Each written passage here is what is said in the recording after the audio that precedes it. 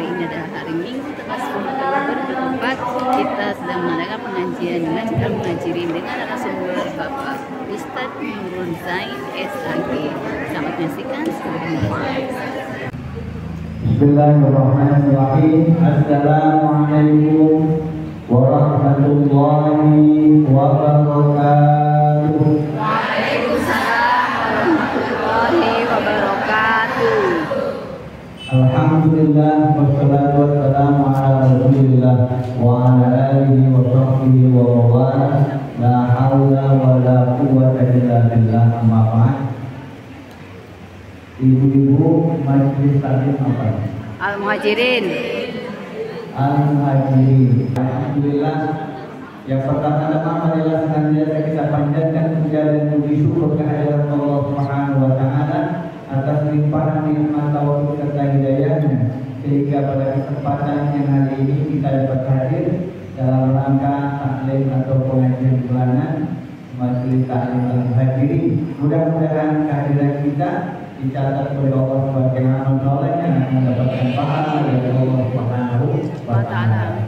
Shalawat teriring salam semoga senantiasa dilimpahkan kepada suri tauladan kita, junjungan kita Nabi Agung Muhammad sallallahu alaihi wasallam beserta para keluarganya, para sahabatnya dan juga para umatnya hingga akhir zaman. Mudah-mudahan kita termasuk golongan yang mendapatkan syafaat dari baginda Rasulullah Muhammad sallallahu alaihi wasallam.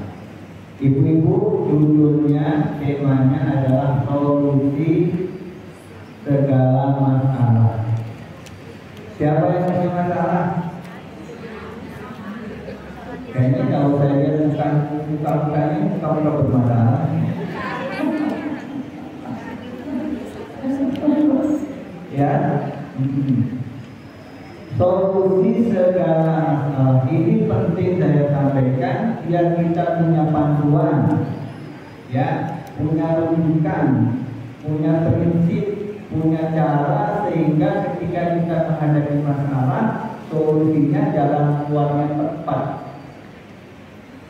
Ya, siapapun yang ada di muka bumi ini pasti pernah punya masalah. Atau mungkin setiap hari masalah terus. Masalahnya berganti-ganti. Setiap orang yang hidup di dunia ini pasti dikasih ujian sama Allah Subhanahu wa taala. Masalah itu kan ujian, betul kan? Laki-laki, perempuan, yang tua, yang muda, yang kaya maupun yang miskin, pejabat maupun orang biasa, semuanya, orang yang beriman maupun orang yang tidak beriman, seorang muslim dan orang non muslim pun dikasih ujian sama Allah Subhanahu wa taala. Bahkan manusia yang paling istimewa, ya, manusia yang paling istimewa di dunia ini, para kekasihnya Allah Subhanahu wa taala, para nabi dan rasul pun tidak lepas daripada masalah dan ujian. Dan bahkan para nabi ujiannya jauh lebih berat dari itu. Ibu-ibu baru punya duitnya juga mewah. Kadang-kadang ada yang punya masalah untuk begini, loh, sebelum mati dari Allah, tinggal lagi sama suaminya. Sampai begitu lama, ya. Kadang-kadang kalau lebih kasar, ya, gelap mata, terus yang terusnya lebih baik mati saja daripada itu begini terus, susah terus, masalah terus, gak pernah selesai, diuji terus, dapat musibah terus. Kapan saya bisa bahagia? Itu pertanda orang yang protes. Ya, orang yang protes. Ibu nanti tahu masalah itu sebetulnya baik atau enggak sih? Dikasih masalah, dikasih ujian itu sama Allah itu baik atau enggak sih? Ya, jadi semua orang itu pasti tidak terkecuali para nabi dan rasul. Kata Nabi, inna asyaddan nasi bala'an al-anbiya. Sesungguhnya manusia yang paling berat ujian itu para nabi. Nabi Nuh itu dakwahnya berapa lama? Nabi Nuh al-fasanati illa khamsina aman, 1000 tahun dikurangi 50 berapa? 950 tahun Nabi Nuh itu berdakwah. Berapa pengikutnya Nabi Nuh? Gak banyak. Bahkan anaknya sendiri pun gak mau satu bapaknya. Ya kan? 950 tahun. Ini ada ibu bagi di kampung baru berumah tangga berapa tahun aja udah memang kagak ngapain sama dia diajar cara terus susah terus ya, akhirnya apa? Minta cerai. Baru berapa tahun? Ya, nggak sabar. Nabi Nuh 950 tahun. Ya, ketika Nabi Nuh berdakwah, orang berumah tangga itu kan dakwah. Ladang dakwah yang paling banyak pahalanya itu di luar. Gak seperti saya jadi ustaz, bisa ceramah, belum tentu juga. Ya, kalau di dalam keluarga itu setiap detik, setiap saat itu ladang pahala kita. Kalau itu bisa sabar terus kita udah lama sabar. Sampai kapan? Sampai meninggal dunia. Sabar dari habis berarti kita. Ya. Nah, kalau orang non muslim, orang yang tidak beriman dikasih masalah, dikasih ujian sama Allah. Orang yang beriman dikasih ujian, dikasih masalah sama Allah. Lalu apa bedanya kalau begitu? Ngapain kita sholat? Kalau sama-sama dikasih masalah, dikasih ujian, orang yang tidak sholat juga dapat ujian, dapat masalah, dapat musibah. Kalau begitu nggak ada manfaatnya dong. Kita sholat, itu capek-capek buang waktu, mestinya hari ini untuk keluarga, bila datang sini untuk hadir di masjid ilmu, untuk sholat ilmu. Ngapain? Inilah yang akan kita bahas di kali. Bedanya antara orang yang beriman dengan orang yang tidak beriman dalam menghadapi masalah itu adalah cara mencari solusi. Cara mencari solusi. Bedanya apa Ustaz? Kalau orang yang tidak beriman itu ketika dia punya masalah, cari solusinya kepada makhluk. Sementara orang yang beriman itu ketika menghadapi masalah, cari solusinya adalah kepada Allah. Itu bedanya. Kalau orang yang tidak beriman, cara mencari solusinya, cari jalan keluarnya ketika menghadapi masalah kepada makhluk. Sementara orang yang beriman itu ketika dia punya masalah, cari solusinya kepada Allah atau Allah Subhanahu wa Ta'ala. Buktinya apa? Ibu-ibu kalau sakit kepala, pernah sakit kepala? Atau sering? Sering. Begitu sakit kepala, yang ada di pikiran ibu apa? Muskadon. Minum obat. Panadol merah. Muskadon biru. Dulu Paramen tidak ada. Panadol biru, Panadol merah, Utren. Begitu kan? Kalau ibu lagi nggak punya duit, lagi nggak punya duit, padahal dia lagi butuh, anaknya sekolah, mau bayaran, anaknya kuliah, bayar kuliah, kontrakan belum habis, waktunya bayar, nggak punya duit. Yang ada di pikiran kita minjem saudaranya, ya kan? Jangan pinjol, ya. Pinjol itu bukan menyelesaikan tambah di apapun. Sekarang kalau ibu dulu mungkin yang pernah kuliah atau punya teman sahabat sekarang jadi pejabat. Anak itu selesai kuliah, mau kerja. Apa yang menjadi benar? Saya punya teman, kayaknya bisa minta tolong sama dia. Kalau kita lagi nggak punya duit, punya saudara orang yang baik, kita minjemin duit, yang ada di sekitar kita minjemin sama dia. Betul nggak? Betul nggak? Ini solusi yang dilakukan oleh orang yang tidak beriman. Ya, dia cari solusinya kepada makhluk, apakah itu makhluk hidup, manusia, atau benda mati, atau makhluk yang tidak meninggal dunia. Ada yang punya warung? Nah, ada. Ya Allah, warung saya seperti banget, larut banget. Ya, kita lagi buka warung nih atau jualan beras. Pas waktu rame-ramenya ternyata di seberang sono, sebelah kita tuh ada orang yang jualan beras. Kira-kira kita senang apa senang? Senang apa senang? Ya, terus apa dan kita doa? Ya Allah, mudah-mudahan dia jualan laris, ya Allah juga. Atau ya Allah mudah-mudahan bangkrut, ya orang sirik banget. Gak bisa kalau ada orang yang sukses, yang kaya itu dia baru di, ya sirik banget. Begitu kan?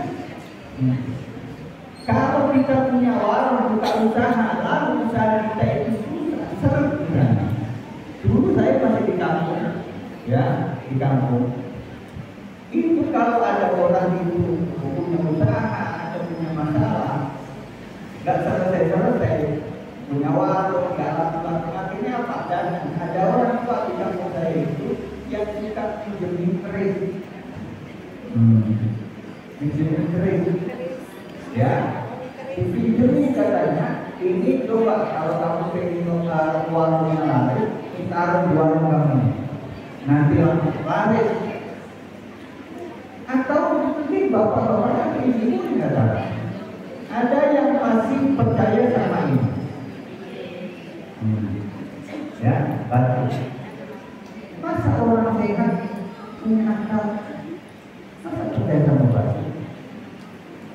Coba. Dulu saya begitu. Dulu, ya. Dulu saya begitu waktu zaman saya masih SMA. Kalau saya dulu jadi orang sakit, ya. Kalau saya terusin jadi orang pintar, jadi dukun. Saya nggak mau. Beginian itu saya dulu sudah saya jalani semuanya. Kalau saya cerita panjang ceritanya. Begitu saya di pesantren, saya pesantren tahfiz sudah saya tinggalin. Karena itu bukan solusi, itu orang begini. Atau mungkin datang ke tempat-tempat yang dianggapnya keterangan.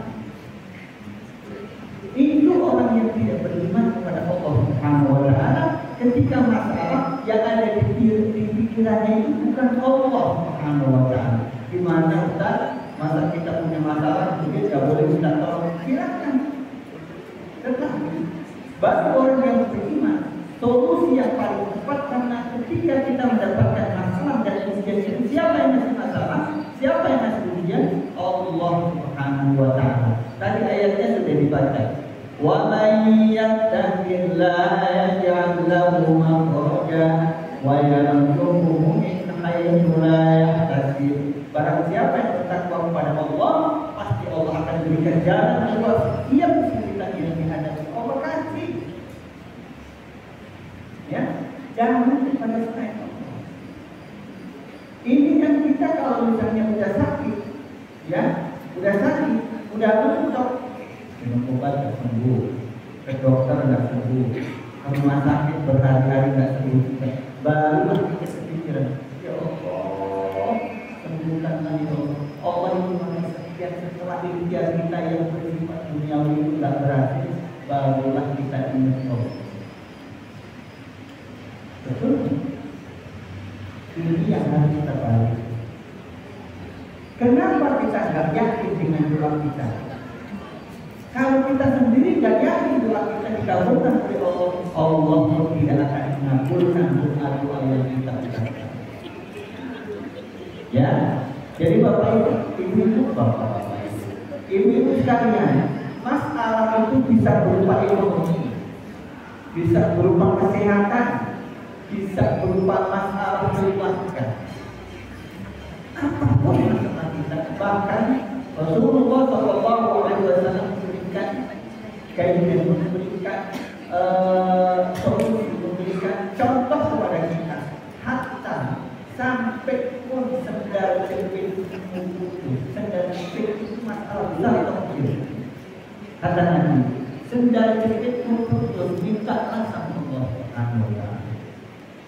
Apakah ketika sendal jepit kita putus minta kemudian turun dari langit? Tidak begitu. Kita tidak usah mikirin bagaimana cara Allah mencari solusi buat kita, karena itu bukan wilayah kita. Tapi ketika kita minta tolong sama Allah, bermunajat kepada Allah, pasti Allah akan kasih jalan keluar. Nanti akan saya bawakan kisah 3 nabi, nggak banyak, 3 nabi. Satu ceritanya Nabi setengah jam, berarti setengah 12. Ya. Ibu, kenapa? Buat yang tahu. Nanti saya pengalaman saya bulan Mei yang lalu. Bulan Mei yang lalu saya pagi itu pergi ke sekolah, maksudnya kantor gitu, karena rumah saya di Klender, tempat sekolahan saya itu di Pondok Kelapa, nggak jauh. Tiap hari saya berangkat pagi bawa mobil ini mobil. Jalannya nggak lagi, saya berjalan nggak kerja. Kok pada rumah kok saya tiba-tiba nabrak yang listrik. Jalannya bukan jalan di Pondok Kelapa, kan bukan jalan besar, yang kencang. Nah, berarti Allah hancur depan sebelah kiri. Mana mobil gak ada asuransinya lagi. Ya, itu airway-nya itu gelembung dua-duanya kena dada saya. Habis nabrak itu saya terus kuping saya gak dengar. Saya terus di sini, aku nabrak apa? Saya gak dengar. Jadi kayak gitu, nggak kedengeran ya Allah. Saya mikir, Ibu, saya setiap hari itu pekerjaan saya ngajar ngaji, maksudnya ngajar belajar Quran di sekolah. Saya sampai berpikir ya Allah, kalau seandainya saya nggak bisa pikir ya Allah, berarti kalau saya sudah pekerjaan saya sudah nggak bisa ngajar lagi. Kan orang ngajar lagi kan jadi boleh dibaca kan? Nggak tahu tuh saya kalau saya sudah nggak bisa, kalau saya itu sampai kepikiran saya ya Allah, mana betul pulsa. Setelah saya bayar di bengkel itu Bu, estimasi biaya itu 85 juta. Saya nggak punya duit, saya nggak punya tabungan, bayarin aja kita. Saya nggak punya tabungan. Ya, akhirnya apa? Saya tunggu, ya, karena di bengkel begitu, ya sudah. Murid saya tahu karena apa? Karena saya foto, saya kirim, saya taruh di status saya. Akhirnya murid saya tahu. Kenapa Ustaz? Nah, berapa? Sudah jangan tanya kenapa anak berat. Sudah jangan tanya sama pusing. Yang penting solusinya, gitu kan? Saya tiap malam Allah tanya aku yang bisa menyelesaikan urusan saya. Saya nggak mau minta tolong sama orang. Saya berdoa bagaimana caranya. Akhirnya apa? Saya punya murid ngaji dulu, dia buka bengkel. Kita kalau kita berkenan, mungkinnya bawa bengkel saya aja. Ya udah. Kemudian saya di wali kota kan kenal Facebook. Akhirnya mobil itu diderek sama mobil Facebook. Bawa bengkel kita. Berdoa kepada Allah. selesaikan mulut saya, bisa sempurna kembali ya Allah. Saya bisa pakai untuk ngajar, saya bisa pakai untuk ceramah, untuk bahan itu saja. Bisa ngajak keluarga saya jalan-jalan, bisa mengunjungi saya jalan-jalan ya Allah. Akhirnya apa? Termasuk saya dapat bantuan dari murid saya untuk menyebulati itu, dari Ustazah menyebulati, saya dapat bantuan. Ustaz ini dari teman-teman Israel. Alhamdulillah. Terus murid yang lain transfer ada yang nanti. Akhirnya apa Bu? Yang 85 juta itu di bengkel murid saya itu hanya sekitar 37,5 juta. Dan saya alhamdulillah tidak mengeluarkan uang sebesar pun. Murid saya pulih kembali. Siapa yang menyelesaikan? Allah. Saya tidak punya duit, ya. Tabungan tidak ada, cuma tabung buat nungguin aja. Ya, alhamdulillah. Kita jangan mikir bagaimana caranya Allah untuk menyelesaikan urusan saya. Pokoknya kita berdoa saja. Pada Allah wa itu nanti bicara. Berdoa kepada Allah dan kalian harus yakin dengan doa yang kita ucapkan. Kalau kita nggak yakin dengan kita, Allah pun tidak akan mengabulkan doa kita. Ya, jadi ibu sekalian, ketika kita punya masalah, solusinya adalah mintalah kepada Allah. Bahkan sampai urusan yang kecil. Mungkin kita punya urusan keluarga, punya suami, salah, ya, sholatnya jarang-jarang, punya anak, sulit diatur, dibilangin lawan, ya kan? Mana duitnya susah juga, nggak mau kerja, kita bingung. Berdoa minta kepada Allah Subhanahu wa Ta'ala. Mari kita simak satu persatu kisah Nabi. Yang pertama adalah Nabi Yunus. Nabi Yunus. Bukannya Nabi Yunus itu adalah salah satu nabi yang bahasa sekarang baperan.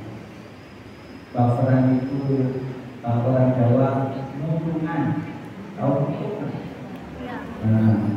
Ya.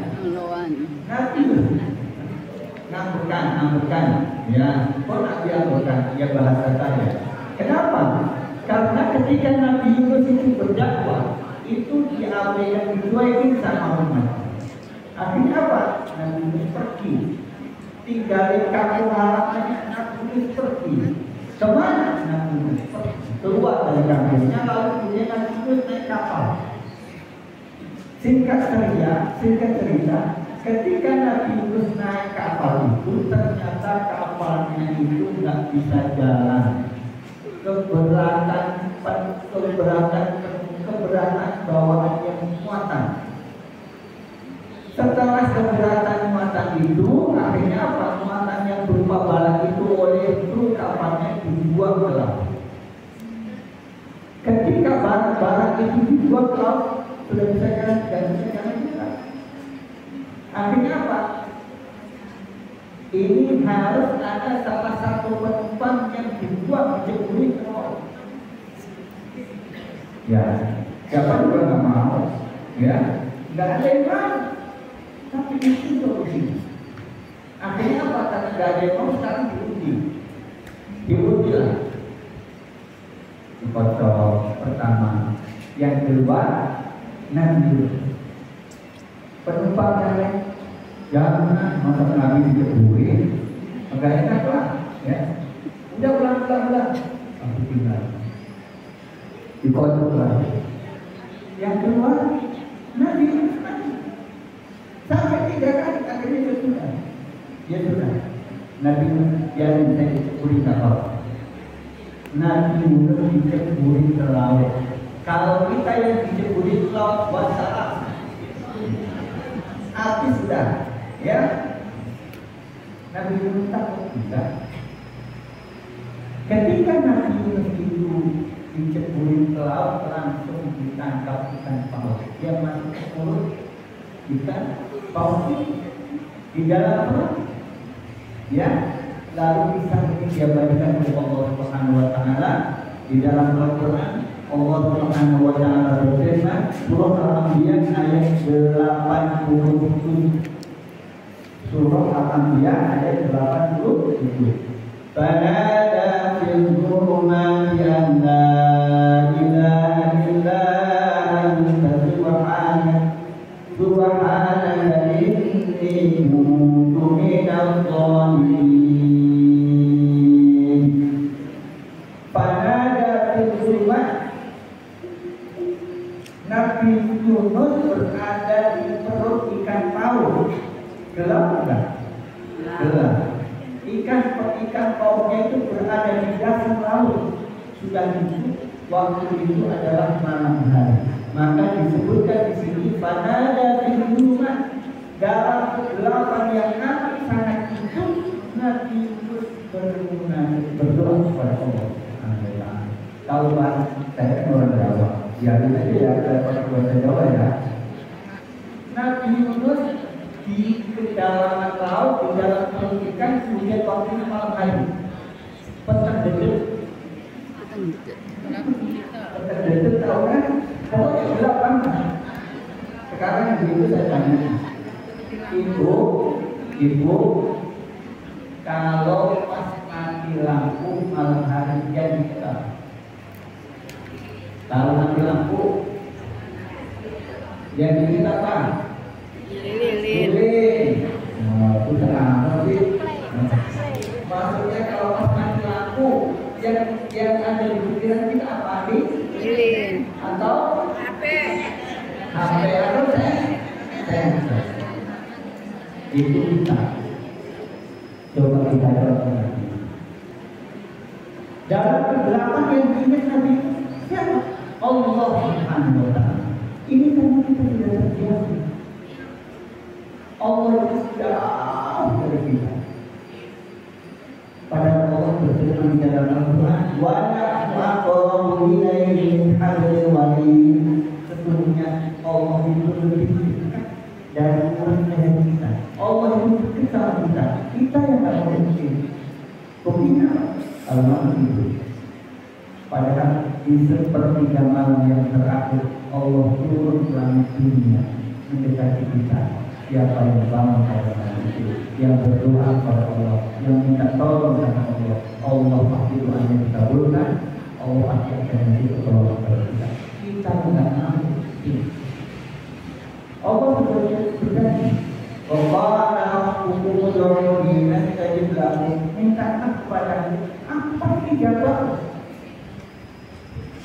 Kita ini yang tidak mendekat, kita itu lebih dekat kepada manusia daripada kepada Allah.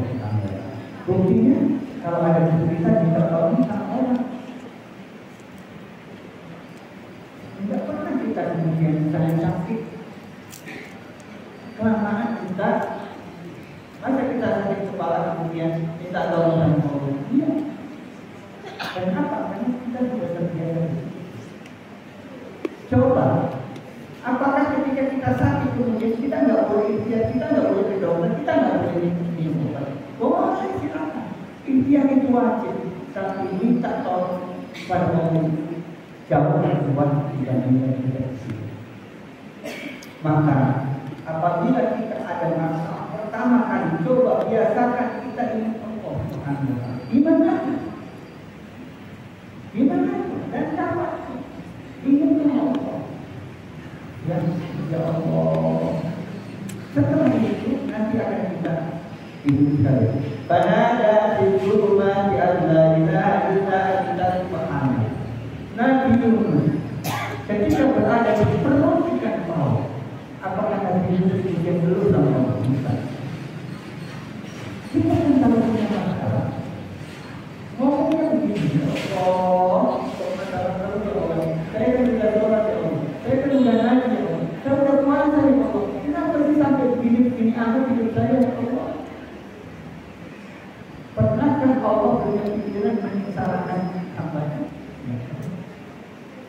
Tidak mungkin Allah menyesalkan kita.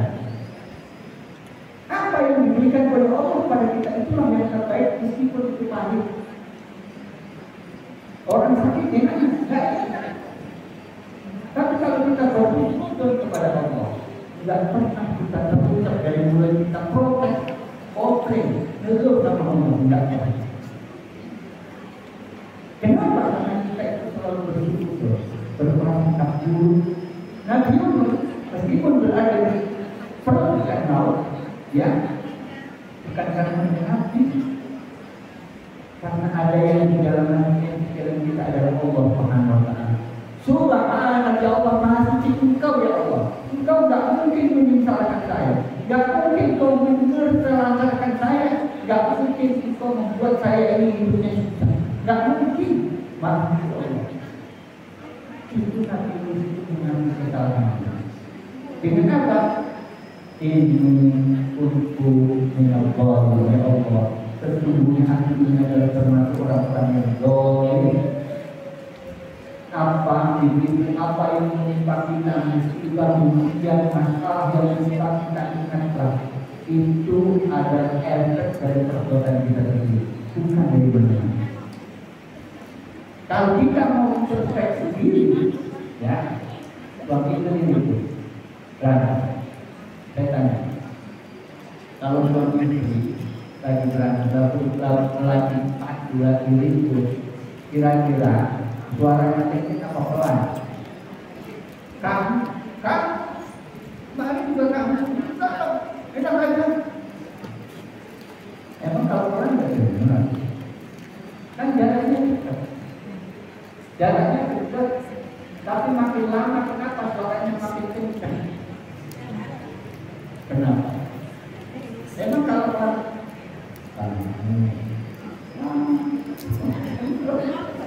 Nggak jadi berantem. Itu agak berantem namanya Ustaz. Itu bisik-bisik. Kenapa orang kalau berantem suaranya kencang makin lama makin kencang? Ibu-ibu ini, ibu-ibu dimanapun di Tanjung Jalan. Ya, kalau lagi marah pasti ibu-ibu yang kalau dulu kamu pernah dulu, nah itu, ya. Kenapa? Ini saya kasih tahu. Meskipun secara fisik badannya dekat, tapi hatinya jauh, maka semakin lama suaranya makin dekat. Hatinya jauh. Coba kalau hatinya dekat, nggak mungkin begitu. Maaf. Lagi perempuan yang pacaran, saya nggak ngajarin. Ya, nggak ngajarin. Jaraknya kan sama kan, dekat kan? Suaranya makin dekat. Apa sih beda? Suaranya kenceng enggak? Kenapa?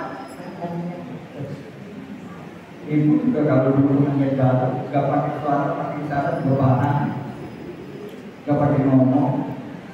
Kenapa? Karena harinya suaminya dia tahu nggak? Mungkin itu ada. Meskipun jauh, kalau harinya dekat, selalu terasa. Suaminya itu kan gak GR, kan orangnya jatuh, gak pernah ngomong, main hati sendiri. Padahal di sini kalau lagi ke kafe atau lagi makan bareng itu kan, lagi makan bareng di warung, duduknya bersebelahan, ngomong nggak? Itu namanya bersanding tapi bersaing. Main hati. Oh, ya bersanding tapi bersaing. Iya kan? Makanya jangan dibiasain, ya. HP itu kalau butuh aja, ya. Berarti kalau butuhnya setiap menit dihabiskan terus. Ya kembali lagi. Nanti coba kalau suami istri tidak ada masalah persepsi, maafin ya, dia tahu.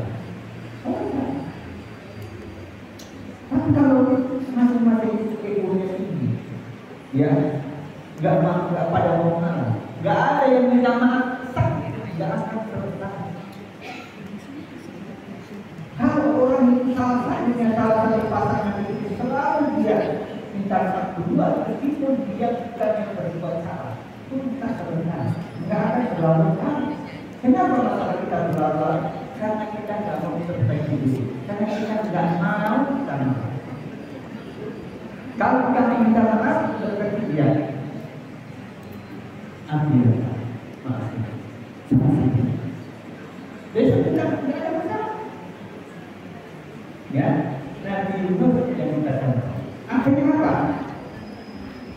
Ketika Nabi Yunus itu berdoa kepada Allah, lalu Nabi Yunus itu berlari-lari subhanaka inni kuntu minadh-dhalimin atas izin dan pertolongan Allah. Akhirnya apa? Nabi Yunus keluar dari perut ikan paus itu. Begitu ikan paus itu hilir ke darat, lalu Nabi Yunus dikeluarkan dari perut ikan paus. Akhirnya Nabi Yunus selamat. Maka minta pertolongan kepada Allah. Allah akan pertolongan kepada kita. Yang kedua, Nabi Musa. Nabi Musa. Apa yang asalnya Nabi Musa? Bapak Ibu sekalian. Nabi Musa itu hidup di zaman siapa? Raja siapa? Raja Fir'aun. Ketika Nabi Musa beserta pengikut dikejar-kejar oleh Fir'aun beserta bala tentaranya. Kemana Nabi Musa? Nabi Musa nggak tahu. Pokoknya lari aja. Lari aja. Nabi Musa pengikutnya sedikit, Raja Fir'aun pengikutnya banyak, peralatannya lebih canggih, lebih lengkap, kendaraannya lebih bagus. Sedangkan Nabi Musa pengikutnya sedikit, peralatannya hanya seadanya. Lalu kemudian programnya juga tidak seperti itu. Akhirnya Nabi Musa lari, begitu lari ternyata yang dihadapi itu laut. Apa yang terjadi? Ini kan masalah. Kenapa? Dia nggak bisa lari, mundur ada Fir'aun, ke depan ada laut. Maka kisah Nabi Musa itu diabadikan oleh Allah di dalam Al-Quran surah Al-Syu'ara ayat 61. Ini kalau ibu ngaji begini, dapat pelajaran, dapat ilmu. Jangan kalau pulang ngaji, gimana pengajiannya? Enak banget, lucu ustaznya. Cuma begitu doang. Kalau saya ngaji beneran, ya ngaji beneran diamalkan. Allah Subhanahu wa Ta'ala mengabadikan kisahnya Nabi Musa yang dikejar oleh Fir'aun beserta bala tentaranya itu di dalam surah Asy-Syu'ara ayat 61. Allah Subhanahu wa Ta'ala berfirman, "Falamma tara'al jam'an qala ashabu Musa inna lamudrakun." Ketika dua kubu itu bertemu, saat lihat kubunya Raja Fir'aun beserta kubunya Nabi Musa ketemu, berpapasan. Nabi Musa nggak bisa lari. Akhirnya apa? Pengikutnya Nabi Musa panik. Bagaimana panik? Orang di belakang Fir'aun, depannya laut, dan saya ngapain? Qala ashabu Musa inna lamudrakun. Wahai Nabi Musa, kita pasti akan dihabisi oleh Fir'aun ini. Kita pasti akan dihancurkan oleh Fir'aun. Apa jawabannya? Nah, ibu-ibu kalau sebagai pemimpin rumah tangga, ketika anaknya panik, jangan ikut panik. Tidak boleh ikut panik. Contohlah Nabi. Oh iya ya, gimana ya? Nah, anaknya tambah panik. Ketika pengikutnya Nabi Musa itu sudah katakan panik, wah kita jadi sudah. Qala inna ma'ya rabbi sayahdi. Nabi Musa tenang. Kenapa Nabi Musa tenang? Karena Nabi Musa yakin inna ma'ya rabbi, sesungguhnya Allah bersama aku. Kalian bersama Allah bersama kita. Ya, Allah bersama aku, saya yakin Allah pasti akan kasih tunjuk padaku apa yang harus kita lakukan. Tenang aja, nggak usah takut. Ketika orang itu selalu merasa dibersamai oleh Allah, maka dalam keadaan apapun, masalah seberapa apapun, dia nggak pernah takut. Dia nggak pernah takut. Kenapa? Karena dia yakin Allah pasti akan menolong. Seperti yang dilakukan oleh Nabi Musa. Inna ma'iya rabbi sayahdi. Sesungguhnya bersama dengan Allah dan Allah pasti akan memberikan petunjuk. Lalu apa yang terjadi? Fa'auhayna ila Musa an idrib bi'asaka al-bahr. Wahai Musa, Nabi Musa itu mendapat gelar dari Allah. Gelarnya Nabi Musa itu Kalimullah. Kalimullah itu orang yang bisa berbicara langsung dengan Allah Subhanahu wa Ta'ala. Itu Nabi Musa. Akhirnya Allah berfirman kepada Nabi Musa, wahai Musa, Adib bi'asaka al-bahr. Tongkat yang ada di tangan itu Nabi Musa punya tongkat. Nabi Musa punya tongkat, kata Allah, wahai Musa, tongkat yang ada di tangan itu pukulkan ke laut. Masuk akal? Masuk akal. Ibu-ibu punya tongkat dipukulin ke laut, ya, gak apa-apa. Ya, Nabi Musa protes juga. Itulah SOP, standar operasional yang diberikan oleh Allah kepada Nabi Musa. Wahai Musa, pukulkan tongkat yang ada di tangan itu. Nabi Musa apa yang diperintahkan oleh Allah Subhanahu wa Ta'ala dikerjakan Nabi Musa. Dipukullah laut itu dengan tongkat Nabi Musa. Begitu dipukul, apa yang terjadi? Atas izin dan pertolongan Allah, laut pun terbelah menjadi dua, dan akhirnya Allah berikan jalan kepada Nabi Musa dengan pengikutnya. Akhirnya Nabi Musa lari melewati jalan yang ada di tengah laut itu. Begitu Nabi Musa beserta pengikutnya sampai di seberang laut, Allah menutup kembali laut itu, dan akhirnya Fir'aun beserta bala tentaranya tenggelam di dalam laut. Yang akhirnya sekarang kita dengar laut itu menjadi laut merah. Selamat. Nabi Musa selamat. Padahal awalnya sudah begitu. Ya, kenapa? Keyakinan Nabi Musa kepada Allah Subhanahu wa Ta'ala. Inilah akidah, inilah tauhid, inilah keyakinan seorang muslim kepada Allah Subhanahu wa Ta'ala. Kalau kita yakin kepada Allah, Allah akan menolong kita. Tadi saya pikir, ibu, mobil saya nabrak, dikasih, nggak tahu ya. Pokoknya ada lah. Ya Allah kan dari Ustaz punya mobil, jangan dikirim. Jangan begini. Kadang-kadang ibu, ya kalau kita itu selalu bergantung pada manusia kecewa, benar kan? Kita mau duit, padahal kita berharap. Seperti dulu majelis saya ajarin. Kalau punya hajat, misalnya mau ngapain, mau bikin santunan atau mau menunggak, tulis namanya kan? Sebagai pengurus, penting jangan minta sumbangan, nggak boleh dari mana. Nanti akan dari macam permintaan. Makanya ini saya ingin melatih kita itu lebih dekat kepada Allah. Kita punya pesan. Besok ini mau belajar, besok ini ada satu yakin. Yuk kita sama-sama berdoa kepada Allah. Katanya berdoa berdoa. Ya, pada Rahman. Yuk kita berdoa kepada Allah. Mudah-mudahan rencana kita, program kita diberikan dengan Allah. Bagaimana? Setelah itu apa yang ada di pikiran kita terjadi. Yakin itulah yang kita Allah. Bukan karena kita. Bagaimana kita membedakan? Ya itu tadi. Kalau perlu ibu, kalau harus sholat. Ya, makanya kalau orang itu sudah merasakan manfaat sholat tahajud, pasti ketika dia punya masalah di sini hari, dia pengen cepat malam. Kenapa? Dia pengen cepat Tuhan, pengen cepat putus sholat tahajud, pengen cepat minta petunjuk sama Allah. Ayat yang kita berdoa, usi doa, berminta kepada Allah.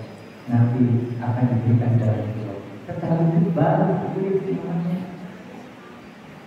Jangan kemudian baru di program ini ya nanti saya bawa proposal. Itu saya kenal ini orang itu dermawan baik Pak. Dia kaya di mana nanti saya bawa saja.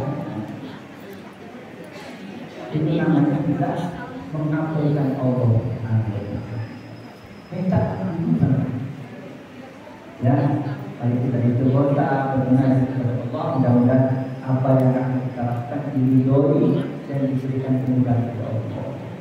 Setelah itu baru itu dan bahkan yang kita ayo kami punya program yang inisiatif mau nyumbang ya, saya ngajak bukan ini, saya ngajak dari payung mungkin dapat pahala. Ayo itu kamu nih kita di apa jangan anda bangga juga ya, karena nanti banyak yang dari macam kita bisa, tapi kalau ngajak saya hanya sekian orang, kamu mau nggak diantaranya saya butuh uang 100 juta, saya butuh uang 100 juta, saya hanya butuh 10 orang, satu orang 10 juta, kamu mau berapa? Saya udah 5 juta, oke, itu jangan maaf. Saya bangga kalau di jalan itu orang tak buat pembangunan itu. Saya itu kan harus Tuhan. Saya itu kan punya Allah. Minta apalagi kita dalam orang yang mintalah kepada Allah. Sama ketika kita sakit berdoa kepada Allah. Nanti Allah yang ini kan karena kita itu apa tidak terbiasa. Pokoknya kalau sakit ini dokter itu belum dokternya belum apa-apa baru sampai ke tempat dokter yang bersembuh katanya. Itu ya, ketemu dokternya udah sembuh berikan obat. Minta kepada Nabi Musa. Yang kedua Nabi Musa. Persoalannya itu tak selesai, Nabi Musa selamat. Ya, dan yang terakhir kisahnya Nabi Ibrahim alaihissalam. Nabi Ibrahim, kalau Nabi Musa itu diberikan gelar oleh Allah, apa tadi gelarnya? Tuh, enggak dengerin. Gelarnya Nabi Musa siapa? Kalimullah. Kalau Nabi Ibrahim gelarnya itu Khalilullah, kekasihnya Allah. Nabi Ibrahim Khalilullah, kekasihnya Allah. Ketika Nabi Ibrahim alaihissalam menikah dengan Siti Sarah atau Siti Sarah, punya anak enggak? Enggak punya anak. Belum dikaruniai anak oleh Allah Subhanahu wa taala. Sementara Nabi Ibrahim sebagai seorang nabi dan rasul, dia punya untuk apa? Untuk melanjutkan kerasulan estafet dakwahnya Nabi Ibrahim yang sampai terhenti. Maka Nabi Ibrahim punya anak. Apa yang dilakukan oleh Nabi Ibrahim? Diabadikan oleh Allah di dalam surah Al-Fatihah ayatnya saya nggak tulis. Wa qala inni zahibu ila rabbi. Wa qala inni zahibu ila rabbi. Saya minta. Nabi Ibrahim berkata, ini zahibu ila rabbi, aku pergi kepada Tuhan. Makanya berdoa bermunajat kepada Allah. Akan diberikan keturunan, diberikan anak. Untuk apa saya bin? Mudah-mudahan Allah berikan petunjuk kepada ini. Apa yang diinginkan oleh Nabi Ibrahim? Qala bihabli minas salihin. Ya Allah, berikankan aku keturunan yang saleh. Lalu apa yang dilakukan oleh Nabi Ibrahim? Dikasih petunjuk oleh Allah. Suruh ngapain? Suruh nikahin Siti Hajar. Ini kan kalau bapak-bapak yang kamu saya itu, kalau nikah bukan karena petunjuk dari Allah.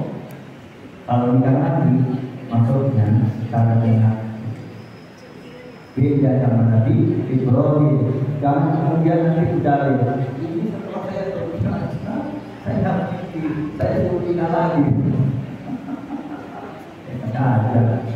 Nabi Ibrahim, kenapa Nabi Ibrahim harusnya? Ya Allah, berikan aku keturunan. Akhirnya apa? Nabi Ibrahim dikasih tahu oleh Allah, wahai Ibrahim, nikahlah Siti Hajar. Nikahlah Siti Hajar sebagai wanita yang punya nama Siti Sarah. Dan Nabi Ibrahim bisa jasa orang Siti Sarah. Ketika Siti Hajar itu hamil, kan Siti Sarah berbutuh malu, dia kan jika sama saya tak punya anak, dia sama Hajar bisa hamil. Akhirnya apa? Karena untuk menjaga orang Siti Sarah, akhirnya Siti Hajar dibawa pergi. Begitu melahirkan, lahirlah anak yang bernama siapa? Ismail. Ibu, kalau kita berdoa kepada Allah, lalu doa kita sudah dikabulkan, biasanya berbisik, mudahan, gak minta lagi. Kalau belum dikasih bisa nangis, bahkan doanya itu lebih busuk daripada doanya. Sampai bisa nangis. Kalau lagi susah, lagi punya masalah, doanya itu sampai busuk bisa nangis.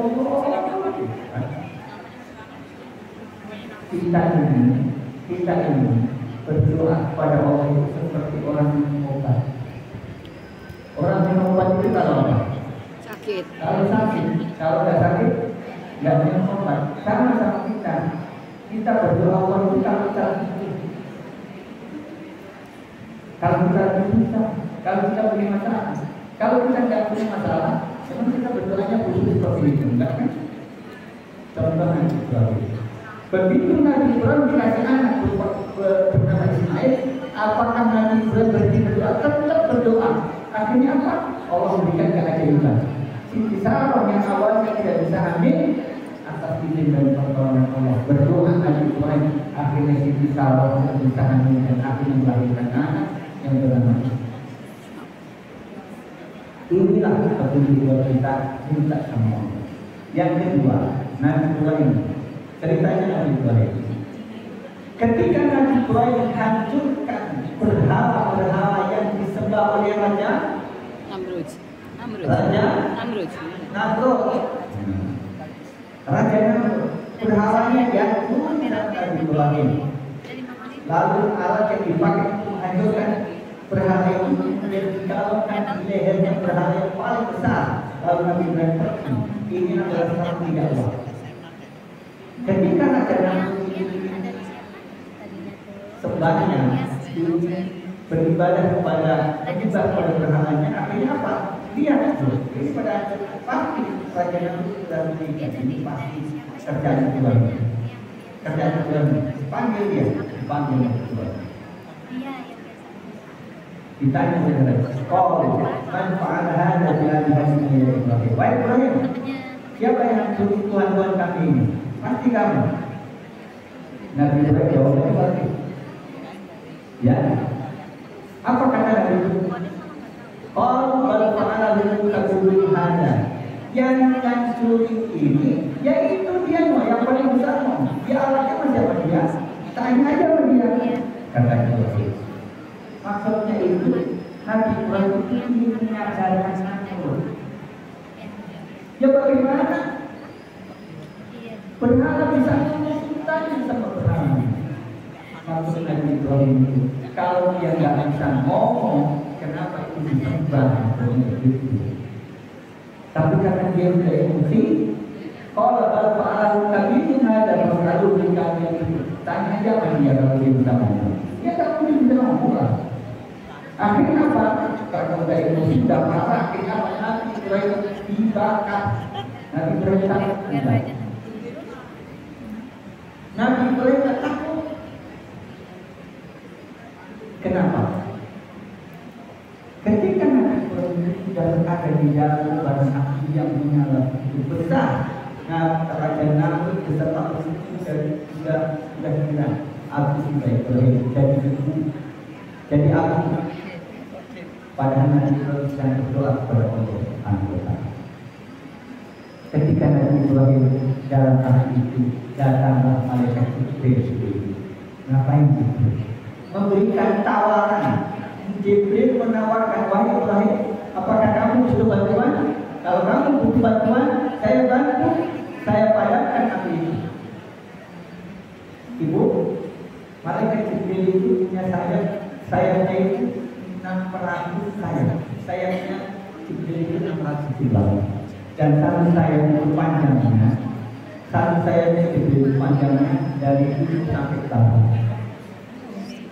Ibu nggak lihat kalau lihat, wah, langsung begini ya. Kalau malaikat Jibril mau nolongin Ibrahim dengan satu sayap pun selesai. Tapi Nabi Ibrahim ketika diberikan ditawarin bantuan oleh malaikat Jibril, Nabi Ibrahim mau amma ilaika fal. Hal itu yang kau tawarkan wahai Jibril, enggak usah. Nabi Ibrahim enggak butuh bantuan siapapun, bahkan malaikat pun dia enggak nanya gitu. Nabi Ibrahim hanya butuh pertolongan yang diberikan oleh Allah Subhanahu wa taala. Ditolak. Nabi Ibrahim bertobat. Akhirnya apa? Allah Subhanahu wa taala berfirman di dalam Al-Qur'an, kisahnya Nabi Ibrahim itu diabadikan oleh Allah Subhanahu wa taala di surah Al-Anbiya. Ya. Surah Al-Anbiya ayat 69. Qulna ya Nuhuni bardan wa salaman ala Ibrahim. Wahai Nabi, kata Allah, padahal dinginlah dan selamatkan Ibrahim. Akhirnya saat itu pula api pun padam dan Nabi Ibrahim selamat. Tidak ada sehelai rambut pun yang terbakar. Saya yakin tidak ada yang terbakar. Nabi Ibrahim selamat.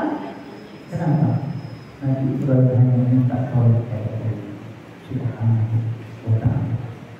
Seberat apapun masalah yang kita hadapi, ibu, ya, sesulit apapun minta kepada Allah Subhanahu wa taala.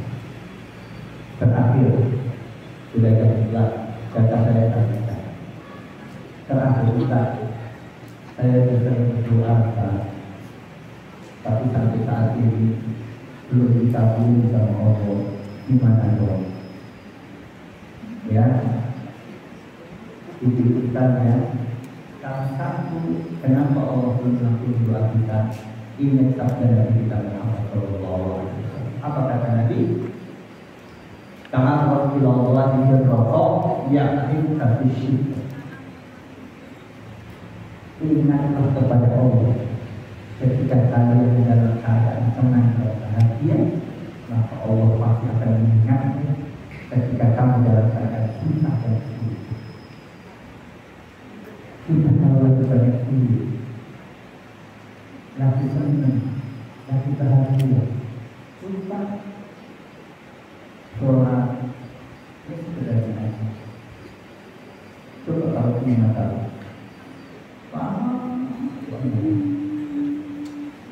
itu yang menjadi kita. Jalan, kulineran, kopi, belanja online, tiap hari ada paket.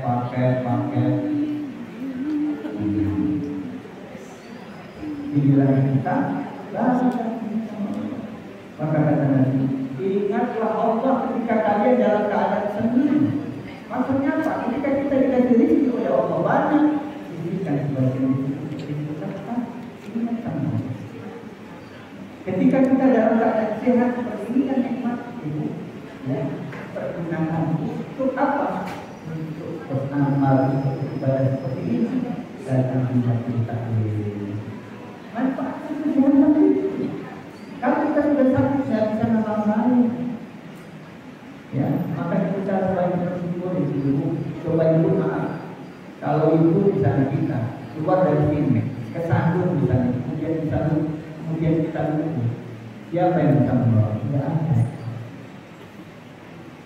Makanya ketika kita dari rumah sampai sini selamat itu sudah nikmat. Tapi kita jarang menganggap itu sebagai suatu nikmat yang pasti kita syukuri. Kalau kita tiba-tiba bangun tidur badan kita lemah, tangan kita nggak bisa digerakkan, kaki itu tidak bisa berjalan. Mungkin nggak? Tapi ketika kita bisa bernafas, mata kita bisa melek, tangan kita bisa kita gerakkan, kaki kita bisa buat jalan. Itu kita berbiasa. Kita baru sadar ketika nikmat itu dikasih oleh Allah. Maka ingatlah Allah ketika kita dalam keadaan sehat, dalam keadaan bahagia, ketika kita dalam keadaan senang, kita bersyukur. Ya, istiqomah dalam ibadah, maka yang ada kita bersyukur. Allah pakai ingat kalian ketika kita itu dalam keadaan kesulitan, kita dalam keadaan kesusahan, Allah akan menolong kita ketika kita berdoa yang akan dikabulkan oleh Allah Subhanahu wa Ta'ala. Jadi kesimpulan apa yang saya sampaikan, solusi segala masalah dari Allah Subhanahu wa Ta'ala. Itulah jawabannya. Itulah jawabannya. Kalau kita punya masalah, apapun misalnya, minta kepada Allah Subhanahu wa Ta'ala. Bermunajat kepada Allah. Mau pakai bahasa Jawa, bahasa Indonesia Allah. Jangan kalau Tuhan itu direspon, kita lalu, emang ada yang dalam kita, yang ada yang syukur, rasain, memang enak. Tidak ada, ya. Jangan hindari itu. Sebel, aku, kok masih jangan, ya. Dan curhat kepada Allah Subhanahu wa Ta'ala. Jadi Bu, demikian yang dapat saya sampaikan. Mudah-mudahan meskipun sedikit, yang mudah-mudahan bermanfaat untuk kita semua, bisa kita amalkan mulai sekarang. Maka segala hal yang berkaitan dengan urusan kita, masalah kita, minta tolong hanya kepada Allah Subhanahu wa Ta'ala. Amin ya rabbal alamin. Kurang dan lebihnya mohon maaf.